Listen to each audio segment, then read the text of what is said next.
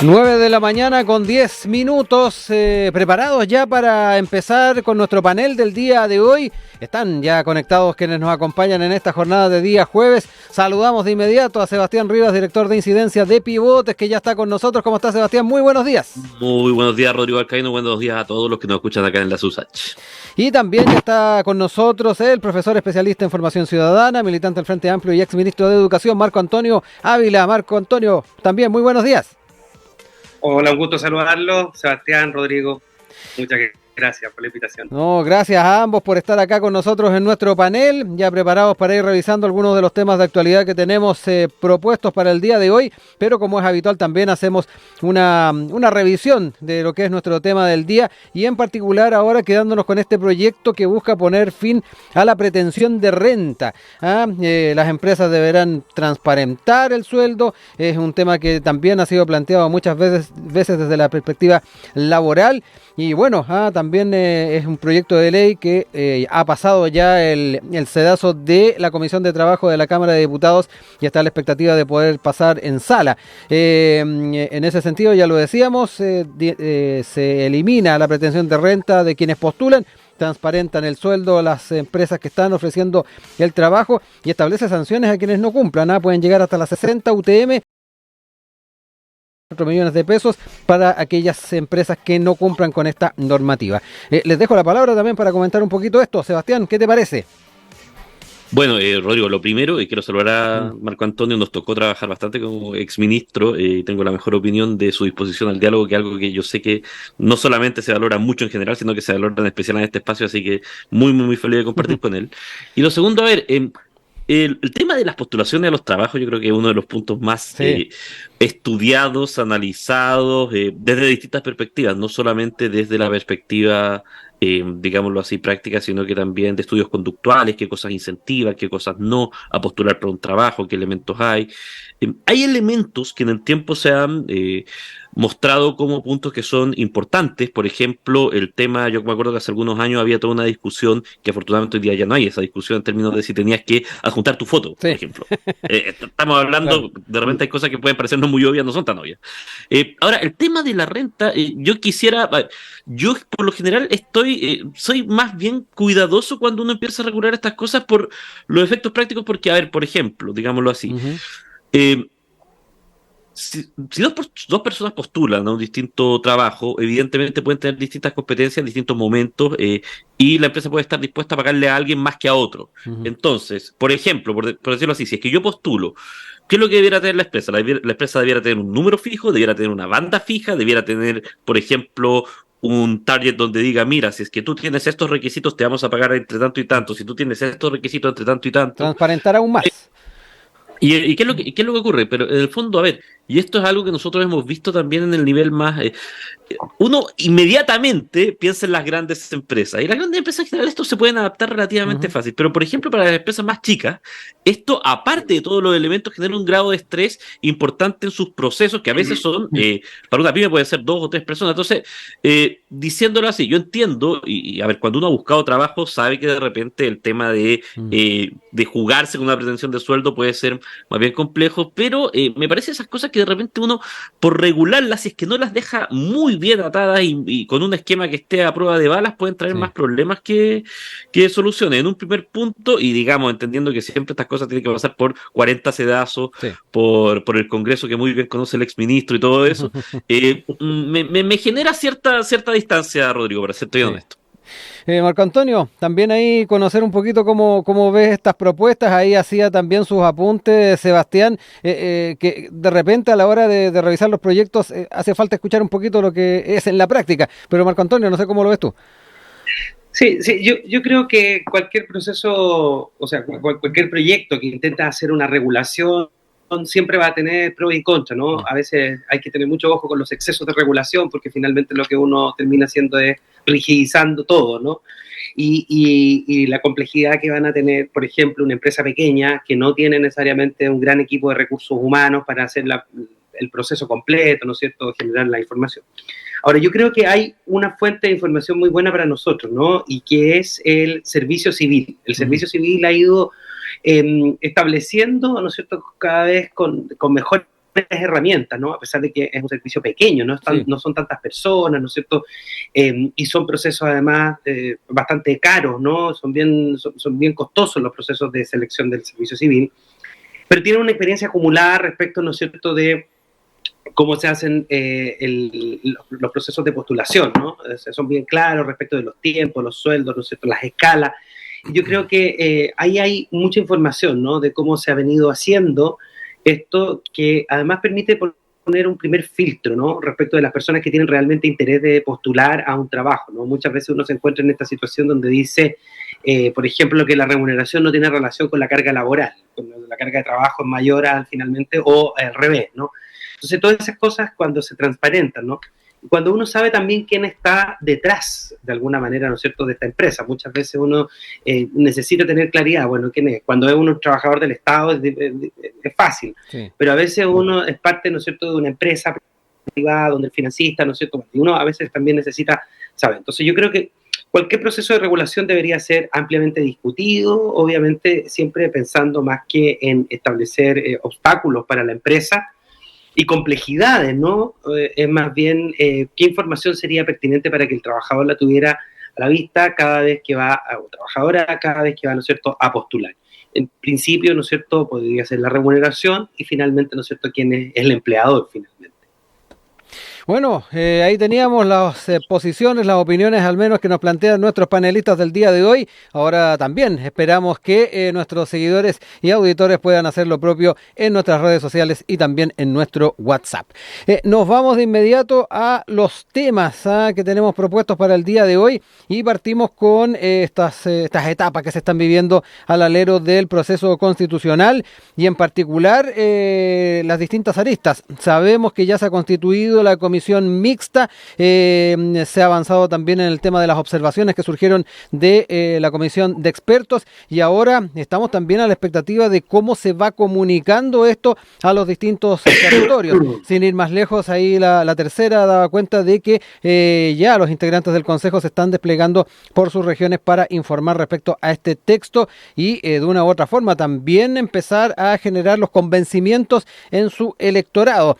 Sin duda esto va a estar marcado por las distintas posiciones que se han asumido en el oficialismo y la oposición y en particular me da la impresión de que el panorama cada vez está un poquito más claro y las posiciones va a ser un poquito más sencillo también ir asumiéndolas. Sin ir más lejos, quería también traer a colación de lo que han sido las posiciones que se han tomado, por ejemplo, del consejero Antileo, consejero que representa a los pueblos originarios, y él anunció voto en contra de la propuesta de nueva constitución. Nos sentimos excluidos, es lo que dijo, para empezar ya a dar algunos atisbos de las posiciones que ya se empiezan a tomar respecto a este tema. Sebastián, parto contigo para ir revisando esta arista que estábamos a la expectativa de que se empezara a desarrollar, pero ya con el proyecto bien avanzado y ahora con algunos temas más críticos que se van a revisar por la comisión mixta, cada vez se torna más claro para hacia dónde va.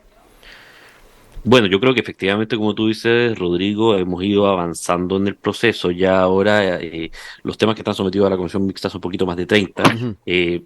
Vamos a ver efectivamente dentro de acá el lunes, sí, incluso capaz que antes, entiendo que hay unas votaciones programadas para sábado, en relación a qué es lo que finalmente va a quedar en esos temas, que hay distintos puntos donde han estado trabados. Hay temas que son interesantes de observar bien de cerca. El tema de la objeción de conciencia es algo que al menos daría la impresión que transversalmente hay una cierta coincidencia de arreglar cómo quedó para que quede explicitado para ciertos casos.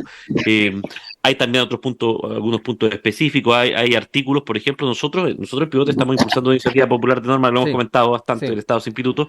Hay un artículo que se fue a la mixta porque hay algunas dudas con respecto a la redacción. Estamos esperando ahí que los consejeros, ojalá, y los consejeros y los expertos que ahora están en esta mixta nos dejen el artículo relativamente parecido a como salió del Consejo, que en general había sido bastante bien trabajado en conjunto, así que estamos a la espera también, hay varios. Pero sí, lo que tú dices es cierto, o sea, estamos llegando a un minuto donde ya el cuerpo el cuerpo general se está conociendo y por lo tanto, por eso vamos viendo más definiciones. Yo creo que en esto, a ver, es bueno y creo que en esto es, a ver, no sé si siempre la consistencia es un valor, pero creo que es bueno tenerlo como referencia y creo que en esto es bueno mirar el texto completo, lo más acabado posible antes de tomar una decisión. Creo que faltan algunos puntos que pueden ser muy, muy sensibles y me parece que en el proceso hay algo que es de interés en general, que tiene que ver con que van a aparecer motivos muy claros para aprobar y van a aparecer motivos muy claros para rechazar también. Esto depende también de qué persona, desde qué perspectiva lo esté viendo. Creo que el trabajo de hacer una constitución, y ya ha quedado demostrado por dos, no es nada de fácil, eh, porque uno tiene que combinar acá aquellas cosas, digámoslo así, que son estables y estándares en el tiempo, con aquellas cosas que son, entre comillas, reflejos de un momento. Las constituciones son hijas de ambos puntos, con un elemento de, digámoslo así, que sea una carta que permita una navegación y un amplio margen para que sea gobierno también. Yo creo que ahí hay una combinación que ha sido bastante compleja, que ya vimos en el proceso anterior que no funcionaba. El proceso anterior más bien era terminaba siendo un programa de gobierno. Creo que en este caso, digamos, los riesgos que ha habido en algún minuto se han ido mitigando, pero efectivamente hay temas que están sobre la mesa y que yo creo que de nuevo están cada vez más visibles con relación a lo que hay.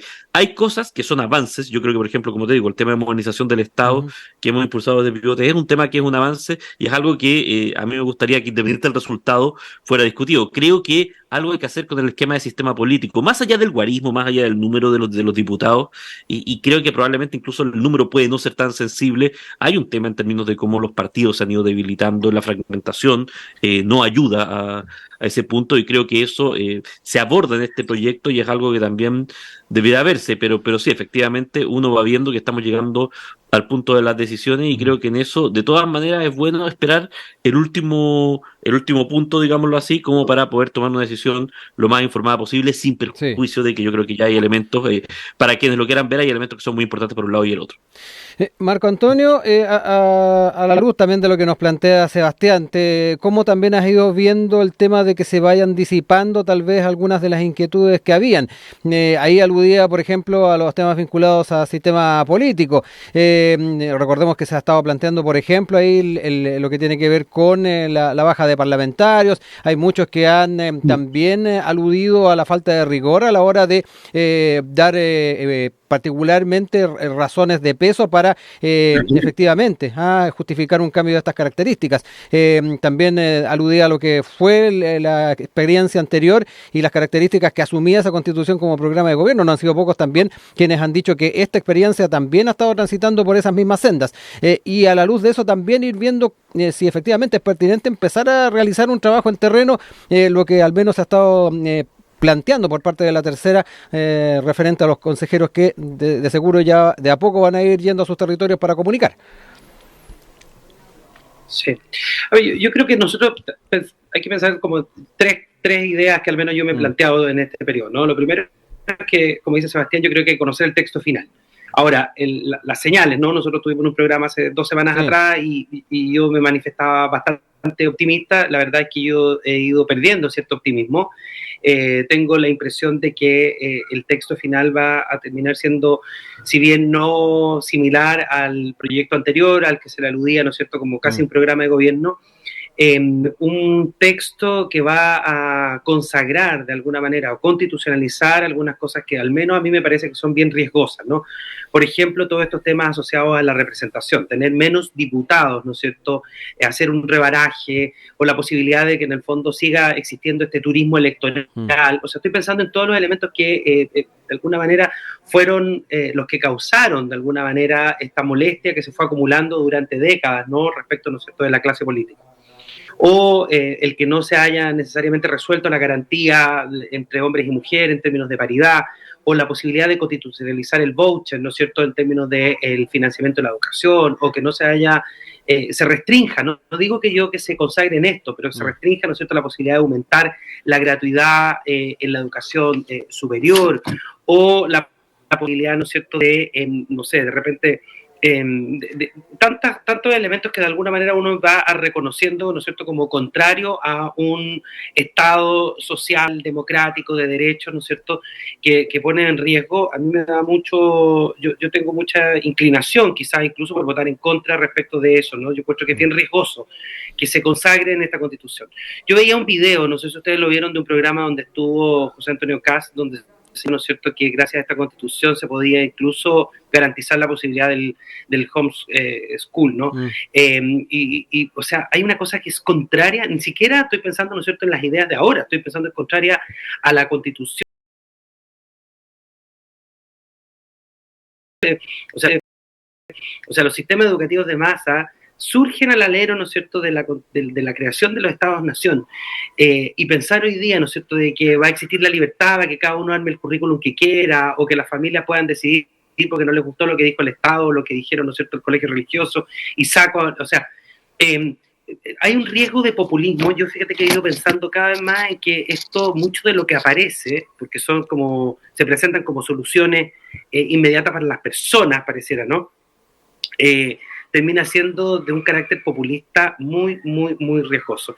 Yo la verdad es que creo que hoy día hay que esperar el texto, pero hay que tener mucho claridad respecto de cuánto de ese texto atenta contra un Estado social de derecho, ¿no es cierto?, democrático, con garantías y efectivamente donde el Estado, no digo que sea el más importante, ojo, pero donde el Estado efectivamente sea el garante de esos derechos, ¿no? ¿Qué decir sobre el aborto? ¿Qué decir, ¿no es cierto?, sobre la autonomía progresiva de niños y niñas y de la participación incluso de la familia? El Estado, de alguna manera, no es que esté por sobre la familia, sino regula, ¿no es cierto?, precisamente los derechos de niños y niñas.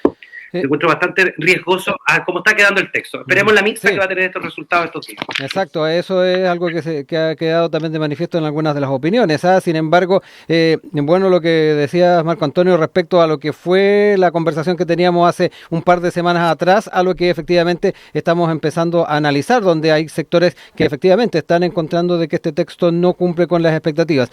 Sebastián, me quiero quedar con algunos de los puntos que plantea Marco Antonio respecto a estos atisbos medios populistas que se podrían encontrar en algunas propuestas que generan cierto entusiasmo en algunos sectores políticos. Y además algo que decía cuando le estaba dando la palabra a Marco Antonio, también hay algunas normas que han sido bastante criticadas por la argumentación que se ha entregado para sacarlas adelante. Yo traía a colación el tema de la baja de parlamentarios, donde ahí se me vino a la mente la intervención del experto Gabriel Osorio, donde ahí también daba cuenta de que el tema de darle razón a una baja dando a entender de que era similar al tema de las velocidades en las carreteras, trajo consigo también bastantes críticas respecto al grado de argumentación desde una perspectiva estrictamente jurídica. ¿Cómo vemos esto también a la hora de poder efectivamente informar a la ciudadanía con elementos de peso de por qué una norma está donde está? Mira, yo creo que ahí tú tienes un tema que es bien importante, pero hay que verlo como un proceso multidimensional también en términos de lo que ha ocurrido en este Consejo. ¿A qué voy con esto? Que efectivamente esto ha tenido varios partes y varios procesos, un proceso inicial con los expertos, que quizás está un poquito menos en la luz pública, pero donde se lograron consensos bien importantes, y con un texto que en general estaba bastante reconocido. Luego una parte con los consejeros que, muchas de las conversaciones que estamos teniendo hoy día y muchos de los temas que estamos teniendo hoy día es porque se ha dado un fenómeno que yo no soy cientista político, pero creo que se ha dado en pocas partes del mundo. No conozco 2 elecciones consecutivas parlamentarias, tipo parlamentarias, con 2 años de diferencia, donde 2 bloques totalmente opuestos tengan 2/3 de la composición. Eso es muy extraño. Sí. O sea, cuando estamos viendo el producto que sacamos, igual como en la convención había que sopesar que había 2/3 de los bloques de izquierda y por lo tanto la Constitución probablemente iba a tener un sello más en ese lado, en este caso hay 2/3 de la derecha y eso hace que las normas estén a ese punto. Son un poco un reflejo, digámoslo así. Pero también, efectivamente yo creo que hay normas y en general yo creo que en cualquier producto constitucional que uno vaya a hacer van a haber siempre normas que a uno le van a despertar bastante alerta o punto, o decir, bueno, ¿y cómo esto después se va a reflejar? Ahora, de hecho, yo creo que ahí también, en el proceso anterior, no se puede recordar, incluso había un movimiento que era apruebo para reformar. Sí. Yo siempre creo que en estos procesos hay puntos que quedan colgados. A mí sí, también me llamó bastante la atención que había algunos temas en la comisión experta, el proceso previo anterior, que todo esto iba pasando tan rápido que a veces hay que analizarlo como en conjunto, que donde habían redacciones que a mi mirada por lo menos, zanjaban o por lo menos avanzaban bastante en zanjar ciertos puntos críticos y que desde Chile Vamos a levantar algunas observaciones un poco apuntando hacia cuál sería la mirada del oficialismo y el oficialismo no dio los votos. Y uno puede pensar que detrás de esto también hay una línea donde se está preparando una argumentación para votar en contra. Que ojo, la decisión final de votar por un lado o por el otro es totalmente legítima. Creo Ujú. que eso Sí. es un punto democrático súper importante de decir, pero me parece que en eso también es bueno decir que hay normas que también quedan así porque hay probablemente un cálculo político de que puede ser más fácil rechazar con esas normas adentro que con otras normas afuera. Y además hay un último factor que lo quisiera introducir, Ujú. que tiene que ver con que esto yo creo que es tridimensional, más allá de que nosotros lo queramos o no. Está el apruebo, está el en contra y está el factor, o sea, está a favor y en contra, Sí. hay que acostumbrarse a las nuevas palabras. Eh, pero hay un tercer factor que me parece que es súper relevante y que creo que tiene que ver también con algo que vamos a discutir más adelante, Mm. que es ¿y ahora qué? ¿Qué viene después? Yo tiendo a pensar, y me parece que eso es un elemento que va a ser también importante a la hora de considerar el voto, por lo menos por lo que uno ve en las encuestas y en la Sí. ciudadanía, que la claridad con respecto a que no exista un nuevo proceso o digamos, o que no necesariamente esto, la energía que se ha decantado en estos 2 años, que es mucha, y que es probablemente va a ser a Chile un objeto de estudio, no sigamos con ese tema, al menos en este ciclo.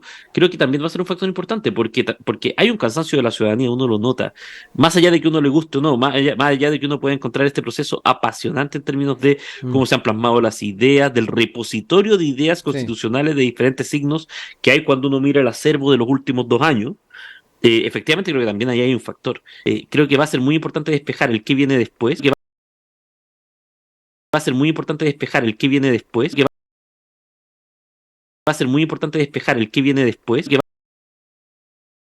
a ser muy importante despejar el qué viene después, que va a ser muy importante despejar el qué viene después, que va a ser muy importante despejar el qué viene después, que va a ser muy importante despejar el qué viene después, que va a ser muy importante despejar el qué viene después, que va a ser muy importante despejar el qué viene después, que va a ser muy importante despejar el qué viene después, que va a ser muy importante despejar el qué viene después, que va a ser muy importante despejar el qué viene después, que va a ser muy importante despejar el qué viene después, que va a ser muy importante despejar el qué viene después, que va a ser muy importante despejar el qué viene después, que va a ser muy importante despejar el qué viene después, que va a ser muy importante despejar el qué viene después, que va a ser muy importante despejar el qué viene después, que va a ser muy importante despejar el qué viene después, que va a ser muy importante despejar el qué viene después, que va a ser muy importante despejar el qué viene después, que va a ser muy importante despejar el qué viene después, que va a ser muy importante despejar el qué viene después, que va a ser muy importante despejar el qué viene después, que va a ser muy importante despejar el qué viene después, que va a ser muy importante despejar el qué viene después, que va a ser muy importante despejar el qué viene después, que va a ser muy importante despejar el qué viene después, que va a ser muy importante despejar el qué viene después, que va a ser muy importante despejar el qué viene después, que va a ser muy importante despejar el qué viene después, que va a ser muy importante despejar el qué viene después, que va a ser muy importante despejar el qué viene después, que va a ser muy importante despejar el qué viene después, que va a ser muy importante despejar el qué viene después, que va a ser muy importante despejar el qué viene después, que va a ser muy importante despejar el qué viene después, que va a ser muy importante despejar el qué viene después, que va a ser muy importante despejar el qué viene después, que va a ser muy importante despejar el qué viene después, que va a ser muy importante despejar el qué viene después, que va a ser muy importante despejar el qué viene después, que va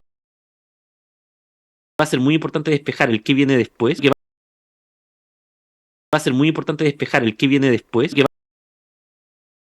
a ser muy importante despejar el qué viene después, que va a ser muy importante despejar el qué viene después, que va a ser muy importante despejar el qué viene después, que va a ser muy importante despejar el qué viene después, que va a ser muy importante despejar el qué viene después, que va a ser muy importante despejar el qué viene después, que va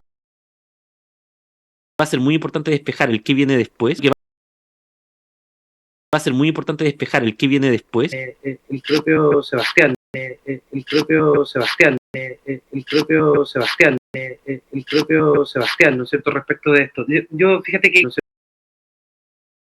cierto?, respecto de esto. Yo fíjate que, ¿no es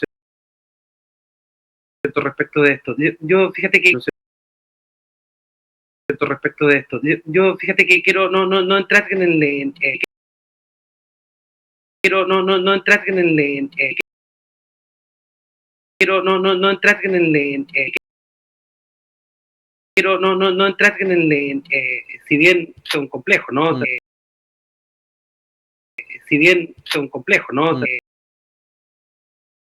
Si bien son complejos, ¿no?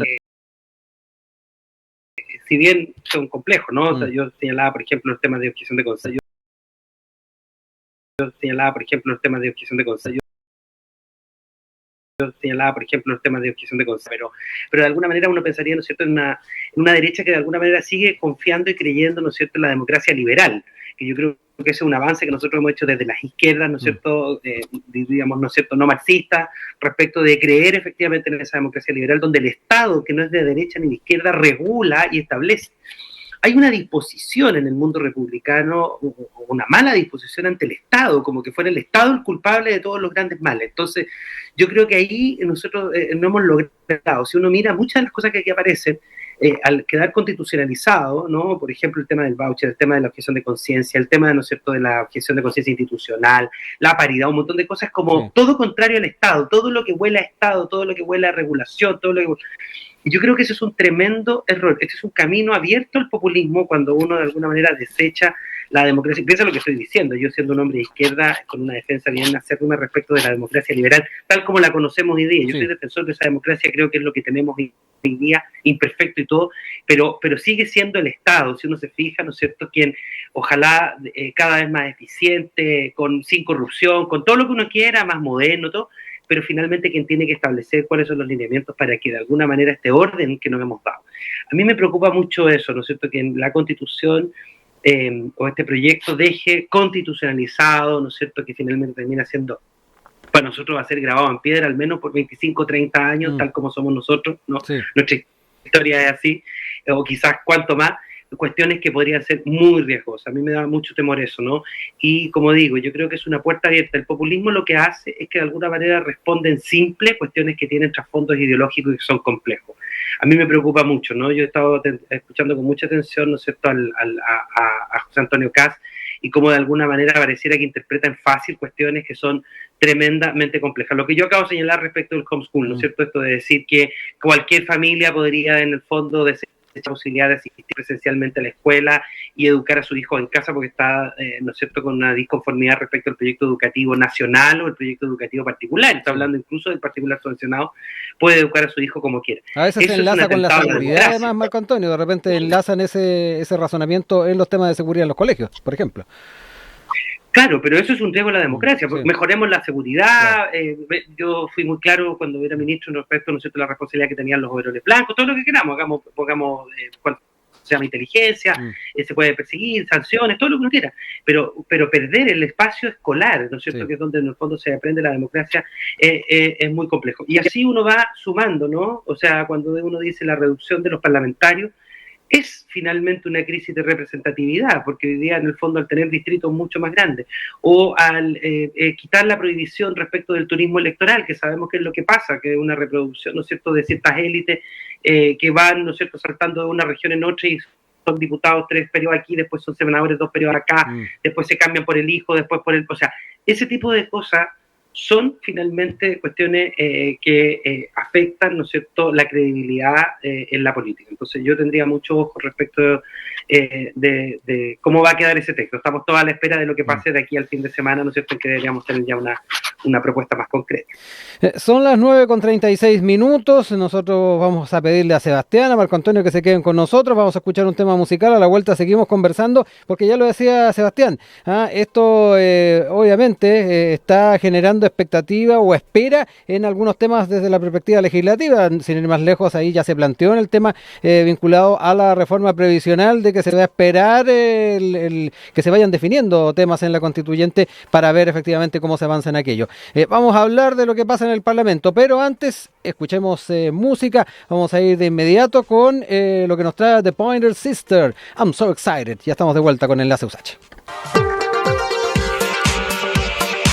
9:41 con 41 minutos. Estamos de vuelta con nuestro panel. Marco Antonio Ávila, profesor especialista en formación ciudadana, militante del Frente Amplio y ex ministro de Educación. Nos acompaña también el director de incidencia de pivotes, Sebastián Rivas. Y nos vamos al siguiente tema que teníamos ahí planteado para el día de hoy, y que de una u otra forma también Sebastián lo estaba adelantando. Esta idea de sequía legislativa que quedó de manifiesto luego de declaraciones del presidente de la Cámara de Diputados, Ricardo Cifuentes. Él dice que estamos entrando en una sequía que le preocupa. Además, a su juicio, la agenda de la corporación, dice, durante esta y las próximas semanas es relativamente débil y hay tiempo para hacer discusiones mayores. Y ahí trajo a colación el trámite de la reforma al sistema previsional, que tal como decíamos, ha estado recibiendo planteamientos de poder postergarla para después de las definiciones constitucionales, algo que también ha tenido sus matices en algunas opiniones que ha planteado el ministro de Hacienda, sin ir más lejos. Pero les dejo ahí también la palabra para poder entrar también en esta temática. Marco Antonio, parto contigo en esta oportunidad y efectivamente ver cuán de manos atadas estaría el Ejecutivo a propósito de la diversidad de temáticas que están al alero de este proceso constitucional y que eventualmente pueden ser afectadas dependiendo de las decisiones que se toman de aquí a diciembre. Sí, a ver, yo señalaría en primer lugar que uno podría... hay leyes que tienen una relevancia, ¿no es cierto?, una discusión que se traslada desde el Congreso a lo público, que tienen un alto impacto, ¿no? Y eso, no sé, yo quisiera recordar, por ejemplo, en el gobierno de la presidenta Bachelet, no sé, la ley de inclusión o la ley, ¿no es cierto?, de universidades, ¿no?, que establece o consagra la gratuidad para un porcentaje. Esas son leyes que tuvieron mucha discusión, con mucha columna en el diario, con mucho, ¿no es cierto? Y en este caso también el gobierno del presidente Boric tiene algunas leyes que son efectivamente de alto impacto, ¿no? Sobre todo, por ejemplo, la ley de la reforma de pensiones, que es para nosotros una gran deuda hace más de 10 años, ¿no? ¿Cuántos gobiernos llevamos tratando de resolver este gran tema? Y eso está obstaculizado, ¿no es cierto?, por la imposibilidad de hacer un diálogo, yo diría, ¿no es cierto?, por parte de la derecha, que se ha puesto bien dura a veces en algunos temas y no ha querido avanzar, ¿no? Lo mismo pasa con los temas de reforma tributaria, donde hubo un rechazo y, bueno, obviamente que se va. Sin embargo, cuando uno mira, ¿no es cierto?, y compara periodos similares de otros presidentes, hoy día el gobierno, no sé, entre marzo y esta fecha tiene más de 60 leyes promulgadas, ¿no es cierto?, más de 55 mensajes que se han presentado, ¿no es cierto?, para comenzar e iniciar las discusiones. Se han presentado, ¿no es cierto?, indicaciones a proyectos que ya existían, ¿no es cierto?, y algunos de ellos con suma urgencia. O sea, quiero decir que de alguna manera cuando uno dice sequía legislativa, ¿se refiere a qué? ¿Al número o se refiere al impacto ciudadano que tienen, ¿no es cierto?, estas grandes reformas? Ahora, yo habiendo vivido la experiencia, ¿no?, del año pasado de la tramitación de la ley de presupuesto, yo también ahí tendría mucho cuidado. Estos 2 meses son 2 meses bien complejos, ¿no? Efectivamente uno puede tramitar algunas leyes, pero está todo el mundo muy concentrado hoy día en la ley de presupuesto. Los ministerios están encargados, ¿no es cierto?, de poder justificar la ejecución presupuestaria del año en curso y también, ¿no es cierto?, discutir sobre el presupuesto siguiente.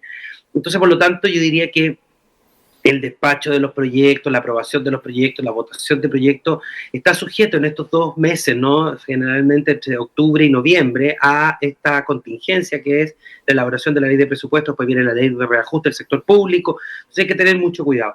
Comparativamente, yo diría que no estamos en una sequía legislativa, 63 leyes aprobadas, recientemente, ¿no es cierto?, ahí el actual ministro de Educación, Nicolás Cataldo, acá, ¿no es cierto?, de presentar, de firmar, ¿no es cierto?, la ley de fin a la doble evaluación, ley que me tocó tramitar a mí en gran parte y luego, ¿no es cierto?, a él cerrar ese proceso, pero tenemos cosas que son importantísimas, no sé, la ley de transición ecológica justa, los temas de descarbonización, la ley de ecocidio, ¿no es cierto?, que se consagra por primer país en el mundo.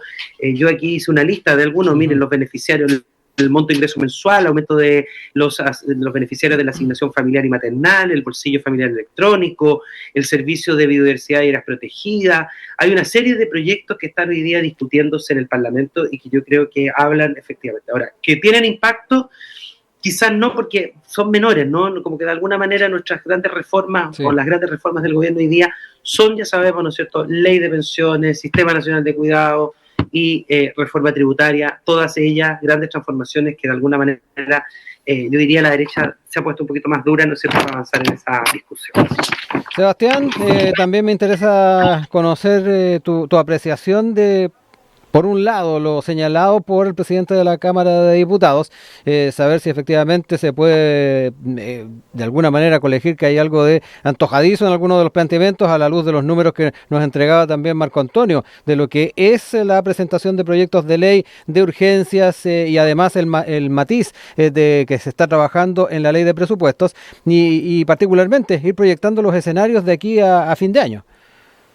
Mira, yo creo, a ver, primero que todo, yo creo que sinceremos una realidad, si estamos conversando con esto y también la declaración, sí, yo creo del presidente de la Cámara de Diputados va en esa línea, es porque existe esta información, este reportaje del diario La Tercera que marca que el tema de pensiones no se va a discutir. Y yo creo que ahí hay un tema específico donde sí creo que efectivamente, y me da la impresión que incluso las reacciones del propio gobierno han apuntado ahí, hay trabajo que hacer durante estos meses, sí o sí, digamos. Y esto es por una realidad concreta, que es mi segundo punto, y que creo que es bien importante. Es decir, efectivamente los proyectos toman tiempo y en eso yo no lo voy a discutir a un exministro que sabe que viene recién de la cantera y sabe todos los problemas que eso tiene. Pero sí, efectivamente hay una realidad política que es muy cruda para cualquier gobierno. Saquémosle aquí el apellido de Gabriel Boric. Piensa el escenario que viene en los próximos 10 meses. Vamos a tener un plebiscito. Luego, en octubre del próximo año, tenemos elecciones municipales y de gobernadores que tienen probablemente una segunda vuelta en gran parte del país un mes después. Después tenemos en abril o mayo o junio o julio primarias. Presidenciales. Luego tenemos elecciones parlamentarias, luego tenemos segunda vuelta presidencial. ¿A qué voy con esto? Que efectivamente hay un sentido de urgencia también porque el tiempo que queda en la práctica, digámoslo así, como para poder hacer impacto legislativo, es corto. Sabemos que en general los gobiernos, cuando empiezan a entrar en ese trámite, los gobiernos y las oposiciones, son momentos más complicados, digamos. Suele, digamos, también ser espacio para leyes un poco más populistas, con otro foco, digamos, que vienen de lado y lado, porque las épocas electorales son muy complejas. Por lo tanto, sí creo que hay un momento donde no hay tanto que perder. Creo que también en eso esta conversación parte de una estrategia que se dio equivocada y que creo tendería a pensar con justicia que no necesariamente se ha replicado en este caso, que fue lo que ocurrió para el primer plebiscito. Yo recuerdo una declaración del ministro Giorgio Jackson entonces que decía que había muchas cosas que estaban sujetas a la aprobación de la Constitución. Sí. Siento que en general eso no se ha replicado. Creo que en pensiones pasa un poco eso, que está esa sensación, pero yo me quisiera quedar con la declaración del ministro Marcel, que ayer dice, mira, hay cosas que efectivamente podemos avanzar ahora, aunque hubiera puntos que despejar, hay temas que podemos seguir conversando, porque creo que efectivamente es una realidad de nuestra agenda político-legislativa, es decir, no hay mucho más tiempo para poder avanzar en ciertas cosas, la agenda está súper cargada y creo que en eso lo que hay que hacer es justamente empujar para poder seguir esa conversación, porque la conversación toma mucho tiempo, la votación toma tiempo, pero el trabajo, lo que se denomina el trabajo prelegislativo, igual es una parte súper importante y siento que en eso, efectivamente este tiempo, lo que no podemos es detenernos, hay que ver cómo avanzamos, pero lo que no podemos es detenernos, menos en temas tan importantes como el tema de pensiones.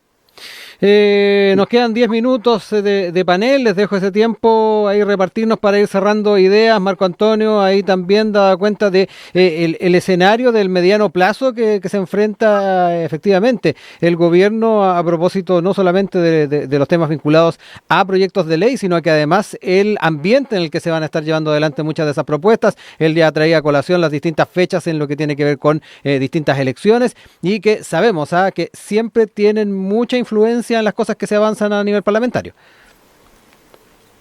Sí, yo ahí plantearía un análisis, ya claro, un poquitito más desapegado quizás, ¿no?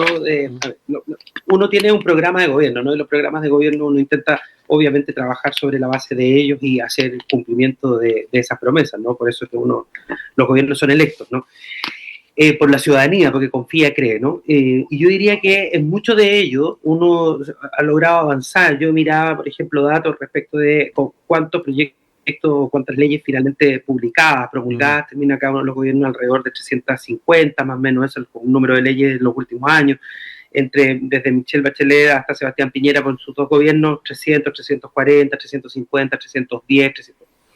Probablemente nosotros el gobierno del presidente Boris va a llegar, ¿no es cierto?, a un número bastante similar, lleva 184 leyes hasta la fecha, va a terminar los 2 años, pero vuelvo a repetir, ¿no? ¿Esto tiene relación con el número o tiene relación con el tipo de ley y el impacto que tiene? Y yo creo que ahí hay algo que yo coincido, ¿no es cierto?, con Sebastián, efectivamente, y es que faltan esas grandes transformaciones que se están buscando, y yo diría que ahí hay que hacer un llamado, ¿no?, yo diría a una apertura, hacer un trabajo legislativo importante, pero lo decía el otro día la ministra Jara, ¿no? Hemos avanzado, el gobierno ha avanzado, se ha puesto a disposición, todo, y hoy día uno encuentra, ¿no es cierto?, cierto obstáculo. Yo responsabilizo ahí a la derecha, ¿no?, de sí, ¿no? En principio, ¿se acuerdan? No vamos a tramitar mientras, ¿no es cierto?, el ministro Jackson esté en ejercicio. No vamos a tramitar ahora no vamos a tramitar mientras no se haga la votación de la... Yo creo que eso son excusas, ¿no? Yo creo que la ciudadanía está esperando hace mucho rato la posibilidad de poder efectivamente tener un nuevo pacto tributario, independiente, ¿no es cierto?, o considerando las condiciones de crecimiento o no crecimiento. Por otra parte, ¿no es cierto?, una buena ley de pensiones, y yo diría que quizás, que es lo más importante también, un buen sistema nacional de cuidado, que yo creo que es algo que nos impactaría mucho y que tiene mucha relevancia, porque tiene que ver con salud, tiene que ver, ¿no es cierto?, con desarrollo social, y tiene que ver a la vez también con educación cuando uno piensa. Entonces, yo ahí aspiro, ¿no? Ojalá la clase política esté a la altura, efectivamente, y logre allanarse a hacer esa discusión. Ya el gobierno ha dicho, ¿no? Sí. Ha estado abierto incluso a debatir sobre el 6%, dónde va, ¿no es cierto?, cómo se coloca, si individual, no individual. Pero esa conversación hay que hacerla, ¿no? La ciudadanía está esperando. Hay un montón de millones, ¿no es cierto?, quizás, no sé si millones o miles, ¿no es cierto?, de personas mayores que están esperando un aumento de sus pensiones hoy día y no en 10 años más. Sebastián, para cerrar el panel del día de hoy, ahí también te dejo la opción de poder comentar algunos de los temas que ha planteado Marco Antonio y cerrar ideas, obviamente. Muchas gracias, Rodrigo. ¿Sabes que quiero tomar un punto de lo que decía Marco Antonio? En este caso lo voy a decir el exministro, que me parece que es relevante, aunque no esté dentro de los temas que estamos tocando hoy día.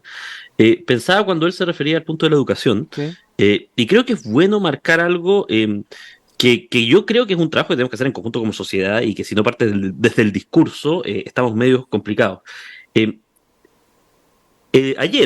Afortunadamente ayer fue un día tranquilo, digámoslo así, pero a mí me sorprendió mucho que la noche anterior a eso de las 8 de la noche saliera una suspensión de clases para las escuelas de Santiago y Providencia, digámoslo así. Y yo me quiero quedar, más que en los motivos, me quiero quedar en la constatación de que creo que estamos en un momento donde, lamentablemente, por muchos factores y que no tienen necesariamente que ver con los gobiernos de turno, o sea, tuvimos una pandemia hace nada que nos tenía en las casas, digámoslo así, el factor del día a clase como que socialmente se ha devaluado un poco.